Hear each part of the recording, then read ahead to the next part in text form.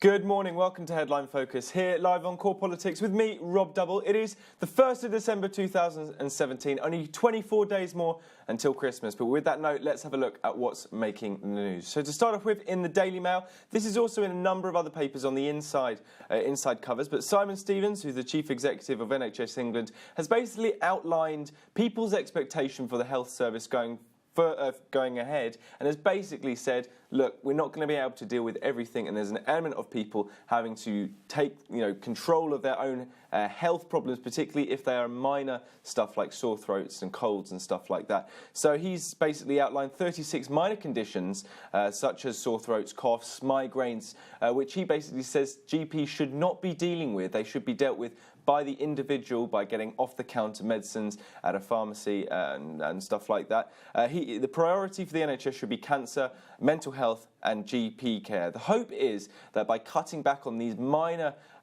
injuries and minor problems, the NHS can save £190 million a year. Now, this is, of course, again with the NHS, is to do with their budget. They're low on budget in terms of what they need and the resources they need. However, this comes in the context of what they got in the Chancellor's budget last week, which was an extra £1.6 billion for 2018 and 19. Very interesting story in a number of the papers today. Next up in the Telegraph is a debt warning. The UK risks a Venezuela-style financial collapse if it continues to borrow more money. Now, this is a warning by senior Bank of England official Richard Sharp. He says that borrowing makes the UK vulnerable to crisis, particularly over interest repayment. Now, currently, interest rates are at a record low, or significant low, and even despite that, the UK is having to pay £6 billion a month.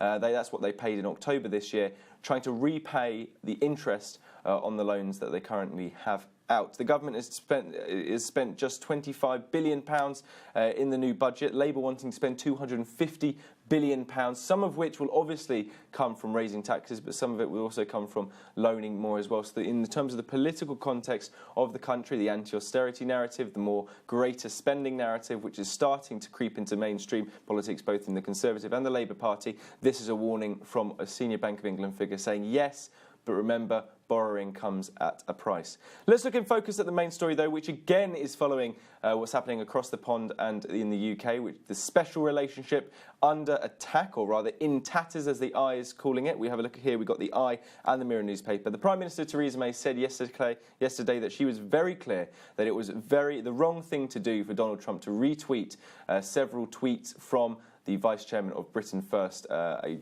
far-right group here in the UK. The British ambassador has formally also complained to the White House, according to reports today.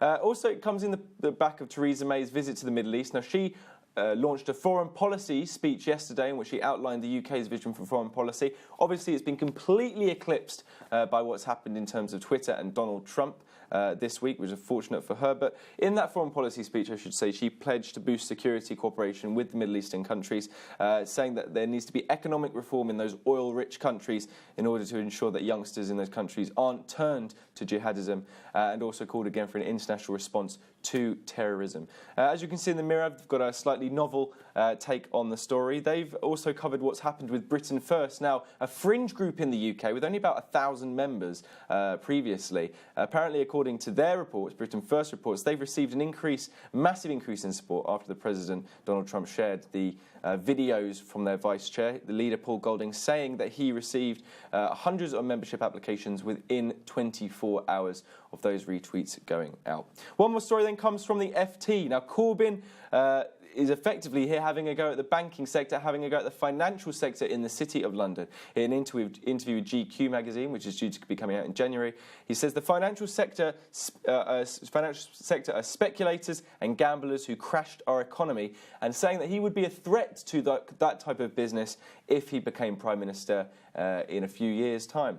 Now, the City of London obviously raised £72 billion in tax receipts last year from financial service firms, so there is a significant amount of revenue which comes from those firms. Add in the fact that there is significant instability at the moment in terms of what's going to happen with the financial sector, in terms of Brexit. This type of political narrative obviously is not going to go down well with those countries who are holding off investments or holding off employment because they're unsure what's going to happen in the UK in the future. This comes also off the back of Morgan Stanley, who basically said that a government led by Jeremy Corbyn might represent a bigger risk to the UK than Brexit. Very interesting note to end the week on this week. But that's pretty much it. You're up to date for today. Don't forget you can find all the latest on what we're doing here on Core Politics on our Facebook page and on Twitter right here. But from me, Rob Double, and all the team here at Core London, have a great start to your December.